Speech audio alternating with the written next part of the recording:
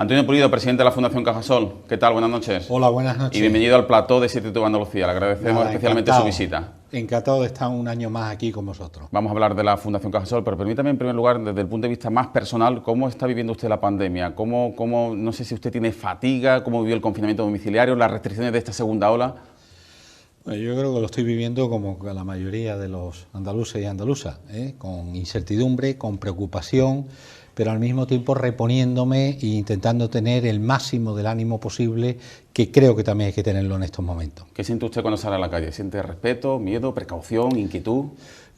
Yo diría precaución. Y los numerosos actos que te mantiene usted precaución. Yo lo que estoy intentando en esta pandemia, sin intentar dejar mi actividad, que la estoy llevando a cabo de la mejor forma posible, pero sí teniendo mucha precaución y mucho respeto de dónde estoy, cómo estoy y con quién estoy también. Y lo que pido que todos los ciudadanos andaluces lo tengamos en estos momentos, porque la situación es preocupante. ¿Dónde se sitúa usted más? ¿Entre la esperanza por la vacuna, que llega ya mismo, está a la vuelta de la esquina, o el desasosiego por la última noticia desalentadora que hemos escuchado este fin de semana del Reino Unido? Hombre, siempre me voy a situar en el vaso medio lleno. Sí, en el vaso medio lleno, en el optimismo, en ser optimista. La vacuna llegará, y si llegará, ya ha llegado, resolverá parte del problema, y si seguimos teniendo otra parte del problema con esta nueva cepa, pues seguramente buscaremos la variación de la vacuna que sea también efectiva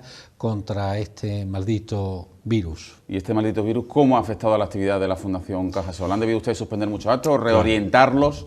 Hemos suspendido muchos actos y hemos reorientado muchos actos, es decir, esto ha reconfigurado toda la actividad del primer momento. Los 3 meses, evidentemente, de confinamiento, aunque no paramos, porque buscamos actividades que hicimos durante ese periodo, atención de teléfono por sanitarios desde aquí de la sede de la Fundación Cajasol, atención del teléfono por voluntarios de la plataforma del voluntariado andaluz para atender temas sociales, donaciones de sangre, atención a autónomos desde el Instituto de Estudios Cajasol.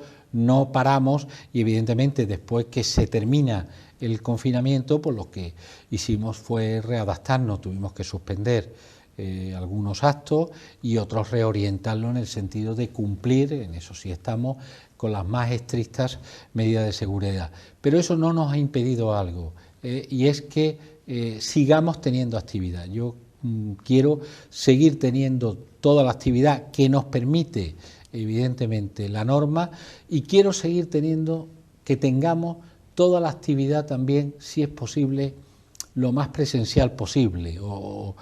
¿Por qué? Porque creo que la cercanía, el contacto, ese distanciamiento, el contacto distante, por llamarlo de alguna forma, creo que es importante, insisto, la medida que hemos podido evitar también que todo sea telemático y que lo hemos podido hacer, repito e insisto, cumpliendo las medidas de seguridad, lo hemos hecho presencial. O sea, moderadamente satisfecho cómo se ha adaptado la Fundación Cajasol a estas circunstancias tan complejas, ¿no? Sí, yo creo que hemos reaccionado razonablemente bien y nos hemos adaptado a unas nuevas circunstancias, además con otras variables más, que yo creo que lo hemos padecido pues mucha gente, con un recorte presupuestario muy importante que nos enteramos, nos llega pues el 31 de marzo, cuando el dividendo de la entidad principal que nos financia pues anuncia que va a dar pues menos de la mitad del dividendo que tenía previsto y que nosotros ya teníamos aprobado, bueno, contemplado en nuestros presupuestos. Luego hablaremos de eso. Han decidido ustedes además mantener sus actividades en Navidad, ¿no? Sin lugar a dudas era un reclamo de estas fiestas, ¿no? Lo estuvimos pensando, fue motivo de debate entre el comité de dirección, y qué hacíamos y cómo lo hacíamos. Evidentemente tuvimos muy claro desde el primer momento que había que hacer todas las actividades, los famosos belenes por todas las provincias andaluzas que tenemos, las muchas actividades que se hacen pues se mantienen. Hemos suspendido gran parte de los talleres, porque eso sí tenía un contacto físico, pero hay algunos conciertos, eso sí, pues si el Salón de Actos de Cajasol de aquí de Sevilla, de otro, tiene 400 plazas, pues no más de 70 o 70 y tantas. Cualquier otro, el Belén, pues Belén pues tiene su señalización exterior, no hay en el patio más, depende del Belén, si es Cádiz, Córdoba, Huelva, Sevilla, pues más de 10 personas, 12 personas dentro del espacio físico. Bueno, pues estamos intentando cumplir todas las medidas de seguridad. No repartimos globos, no repartimos caramelos, no repartimos muchas cosas, los juguetes, la tradicional entrega de juguetes que hacemos a los más desfavorecidos, pues se va a hacer, pero no se va a hacer de forma presencial este año, lo vamos a hacer a través de asociaciones y tal. Por tanto, nos hemos readaptado mucho a estas nuevas circunstancias. No le voy a pedir que nos diga cuál es de sus hijos el que más quiere, pero dígame de qué se siente más orgulloso, de la labor solidaria, formativa, cultural, emprendedora, del fomento del debate político, mediático, de la labor solidaria.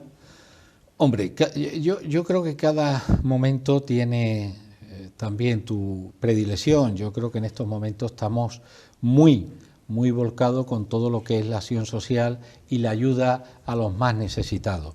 Evidentemente, esta entidad que ha derivado, yo creo que bien, mucho en los últimos años hacia la cultura, tampoco las hemos olvidado ni las podemos olvidar, y las otras líneas de actuación pues tampoco se están olvidando, pero sí es verdad y tengo que reconocer que hemos reorientado un poquito más o una parte de nuestra actividad hacia la acción social. En unos pocos años se han convertido ustedes en una de las marcas más valoradas de Andalucía.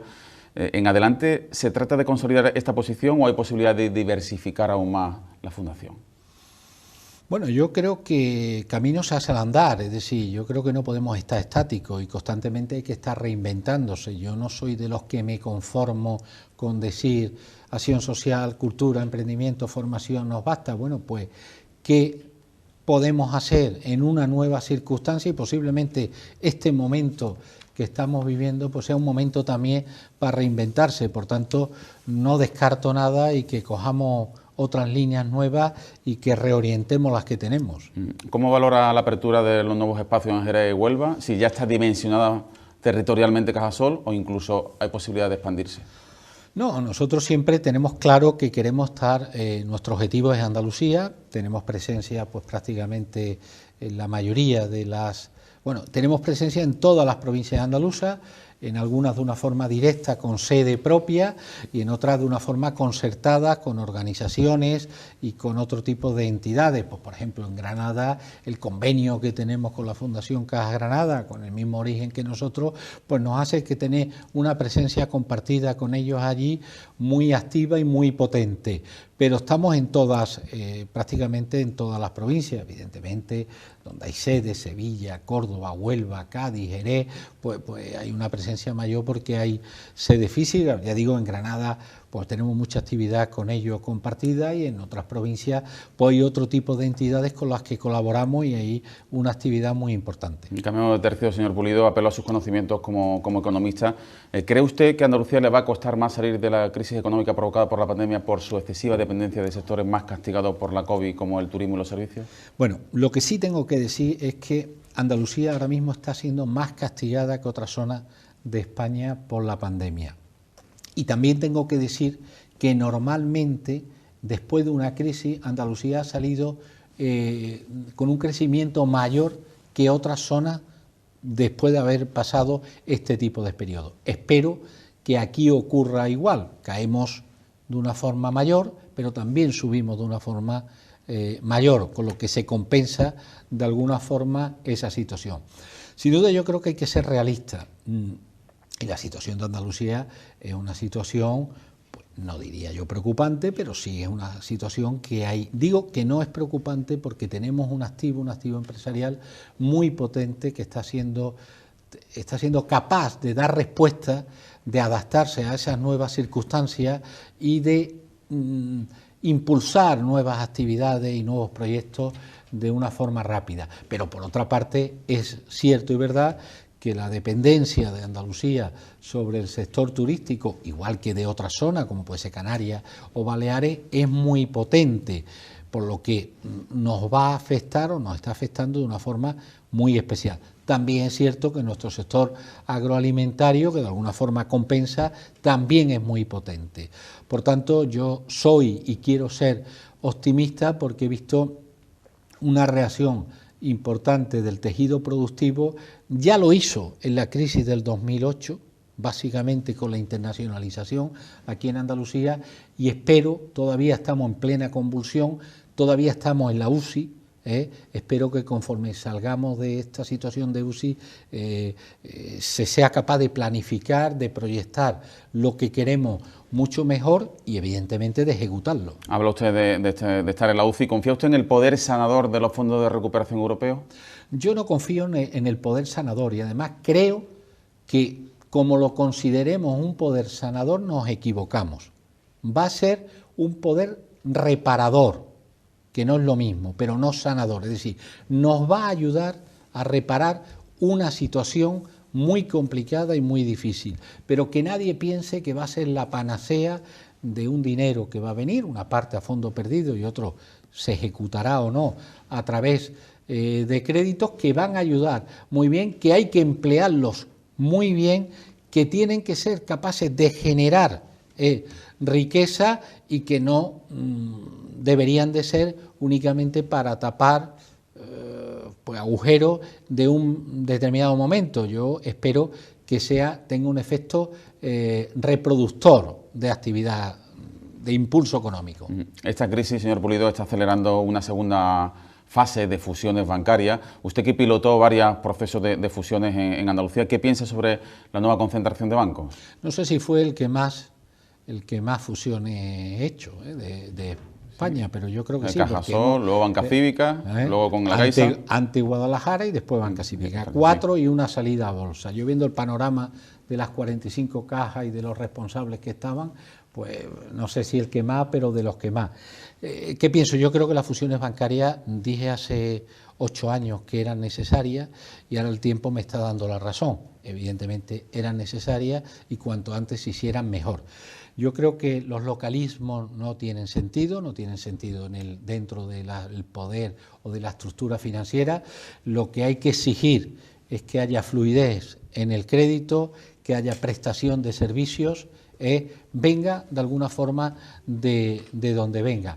Entonces yo creo que evidentemente el proceso de fusión, a pesar de los costes que tiene, que no lo voy a olvidar, hay costes de personal, de reestructuración de oficinas, y eso evidentemente pues deja huella y deja heridas, pero en cualquier caso son heridas que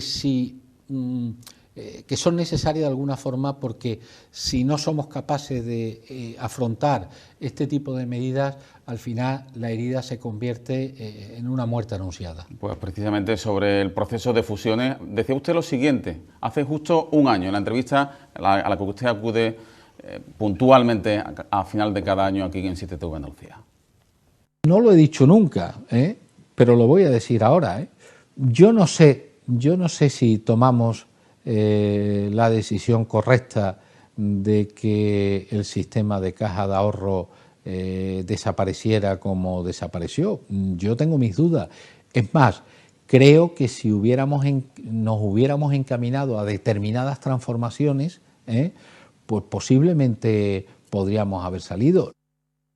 Pensando, señor Pulido. Me reitero en lo que dije y lo sigo pensando. Yo creo que las cajas de ahorro tenían dos problemas. Uno, un problema de gobernanza, que se podía haber solucionado, quizá con una excesiva politización, y por otra parte un problema de capitalización. No teníamos fórmula, como hicieron otras entidades financieras, a una mayor exigencia de ratio por parte de las autoridades monetarias de capitalizarnos. Se buscaron fórmulas, como fueron las cuotas participativas, pero no dio resultado. Pero yo creo que evidentemente podíamos haber buscado una fórmula o alguna fórmula para la no desaparición. Yo siempre pongo de ejemplo que en Alemania todavía no han desaparecido, y la situación de las cajas alemanas mucho más politizadas, como dicen, que aquí en España, dependiendo directamente de los länder alemanes, pues se buscaron fórmulas, ayudas. El gobierno alemán lo defendió con el Banco Central Europeo, con su propio Banco Central, y ahí siguen. Por tanto, yo me reitero en que podíamos haber buscado fórmulas para salvar esa situación. Y vuelvo a decir que los dos únicos problemas, y si me apura el segundo, que era el de capitalización, difícil de solucionar, pero se podía haber buscado alguna fórmula de solución. Posiblemente había, hoy voy a decir algo más todavía, muchos intereses para que desaparecieran las cajas. Intereses bancarios. Claro, de los grandes bancos de España, ¿no? No, claro, la competencia existe y cuando tú eres competencia y en menos de 20 años has pasado de un 15% del sector a un 51% del sector... Le has quitado la mitad de la tarta. Claro, le has quitado la mitad de la tarta y en plena crisis, una situación complicada, pues era un momento débil, era un momento fácil por las entidades que estaban débiles, pues para decir... Esta es una parte del sector que nos ¿Usted cree que se utilizó las cajas de ahorro como chivo expiatorio de los males de esa crisis? Sí, porque mire, yo le digo una cosa. Hasta la crisis del 2008 nunca había quebrado una caja de ahorro, ¿vale? Anteriormente se habían quebrado muchos bancos y crisis financiera. Acuérdese de Sofico o de otros muchos bancos que habían quebrado. Nunca había quebrado una caja de ahorro. Y ahora, de golpe y porrazo, la situación es tan mal que tienen que, de alguna forma, desaparecer todas. Pues la verdad es que no lo comparto. Después de esta crisis del 2008, ya hemos visto que hay bancos que también han estado en una situación. Y me he expresado más, no es que hayan quebrado las cajas de ahorro no han quebrado. Ha habido unas exigencias de capital y de ratio que era, por lo que he dicho anteriormente, era difícil de cumplir, pero le ha ocurrido igual a muchos bancos, no voy a poner ningún ejemplo, pero han acudido a la bolsa, han acudido a capital y han hecho ampliaciones de capital y se han regulado, y algunos de ellos se han quedado por el camino, ¿no? Se incorporan en esta entrevista, señor Pulido, dos de nuestras habituales colaboradoras, Ana Pérez Luna y Lucrecia Bebia. A vuestra disposición, señor Pulido. Señor Pulido, ha hablado de fusiones y yo me pregunto si, igual que se han producido una serie de fusiones, tanto en cajas en su momento como en bancos en la actualidad, si tiene sentido o se podría poner sobre la mesa, tendría sentido para usted la fusión de las fundaciones de dichas entidades, ¿no? Cuando se transforman las cajas en bancos, se transforma esa obra social en fundación para canalizar esa obra social que ha comentado al principio. No sé si tendría sentido también una fusión de fundaciones. Querida Lucrecia, nadie me ha hecho nunca esa pregunta, con lo que ni yo me lo había planteado, tampoco nunca, con lo que le diga va a ser totalmente improvisado. Oye, yo creo que todo está en el tapete y se puede estudiar. Si con eso se sirve para dar mejores servicios, para que el sostén, el músculo de la entidad no caiga y no pueda estar en peligro, pues yo también estaría abierto, no le digo, estuve abierto durante todo el proceso. La caja, el Monte y Caja San Fernando se fusionó al año de yo llegar, menos de un año de yo llegar de ser presidente, llevaban 30 y tantos años intentándolo, es decir, tampoco me cierro, no soy yo de los que se cierra y no me parece mala idea. Hombre, pensando por ejemplo en la relación que ha planteado antes con Fundación de Caja Granada, bueno, si se estrecha el lazo, ¿no? No, pueden ser muchas fórmulas de colaboración, pero la que usted dice puede ser una también. Buenas noches, señor Pulido, encantada de saludarle. Pues yo también, aprovechando sus conocimientos y también su trayectoria, ¿no?, en esa primera línea de esa transformación del sector financiero en los últimos años, quería hacerle una pregunta precisamente sobre, bueno, las cajas de ahorro han cumplido ese papel quizá público que no cumplía la banca privada.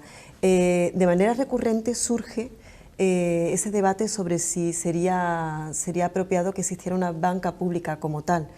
Existe en Alemania, existe también en Francia y además con una implantación importante. Tenemos en la actualidad un gobierno central progresista, con una parte, digamos, más de izquierda. ¿Ve usted viable que en un periodo de tiempo razonable pudiera implantarse, pudiera recuperarse la banca pública?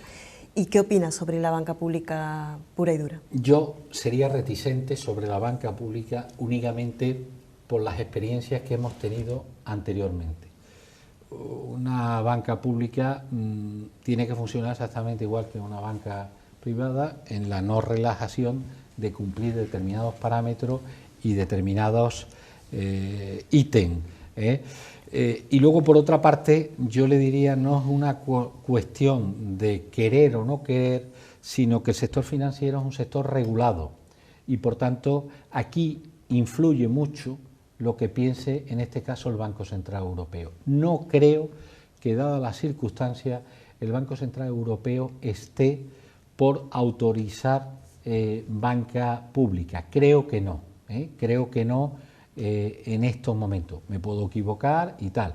Si se produjera el caso, lo que sí apunto es para que no cometamos errores del pasado que sí que se cometió con la banca pública. La banca pública no quiere decir darle a todo el que te pida, sino darle a todo el que te pida que reúna unas condiciones y que pueda devolver ese préstamo, esa actividad crediticia que hayas tenido. Si lo hacemos con otro concepto estaremos equivocados y terminarán yendo evidentemente por una situación de quiebra o de concurso, ¿no? Hace unos días se cumplían 2 años de las elecciones autonómicas en Andalucía. Su perspectiva como ciudadano, como observador de la actualidad política, ¿cómo observa que está Andalucía? Bueno, yo creo que independientemente de estos 2 años de gobierno, a este gobierno hay que situarlo en un contexto que no han tenido otros. Por una parte, la sucesión de un gobierno después de 30 y tantos años, cerca de 35 o 37 años, ¿no?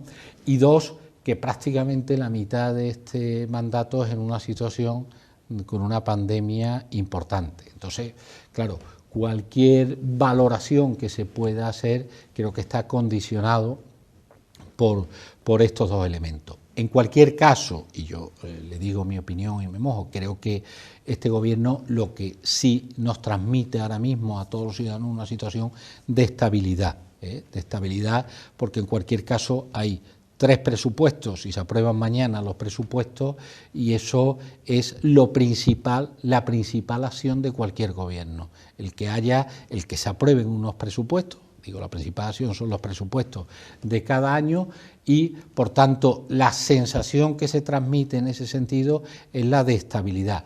Y luego, por otra parte, yo creo que en estos momentos habría que valorar la gestión de la pandemia. Yo soy de los que, en absoluto, creo que estamos en una posición moral para, en una circunstancia como las que estamos viviendo, de hacer una crítica política banal y con poco fundamento, pero ni lo haría el Gobierno de España ni el Gobierno de la Junta de Andalucía. Estamos en unas situaciones muy complicadas que en cualquier caso yo creo que lo que hay es que apoyar las decisiones que tome y que esas decisiones vayan encaminadas para salvar el mayor de las vidas posible, conjugando al mismo tiempo que la actividad económica no decaiga.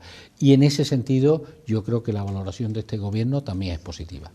¿Qué espera y qué desea usted? Que son 2 preguntas bien distintas. ¿Qué espera y qué desea usted para 2021? ¿Qué va a ocurrir y qué le gustaría que ocurriera?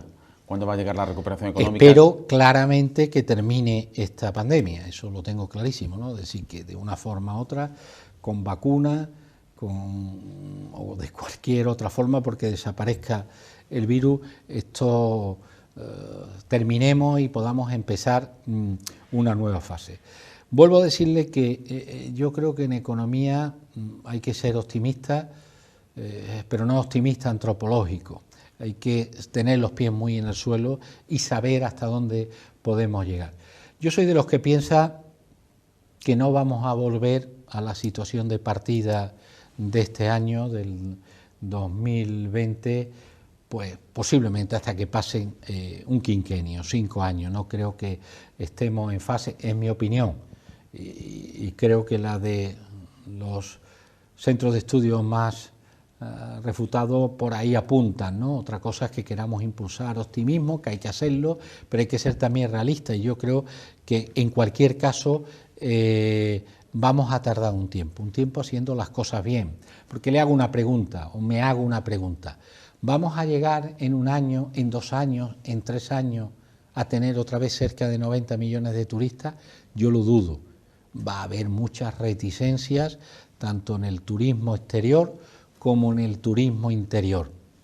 El otro día teníamos un patronato de FUNCAS, que es la Fundación de las Cajas de Ahorro, yo pertenezco a ese patronato, lo preside Isidro Fainé, y la pregunta que nos hacíamos precisamente para este año es cómo va a evolucionar el consumo. Estamos ahora mismo en tasas de ahorro mayor de la historia, pero es lógico, estamos en plena cuasi confinamiento, la gente no sale, no gasta, no consume.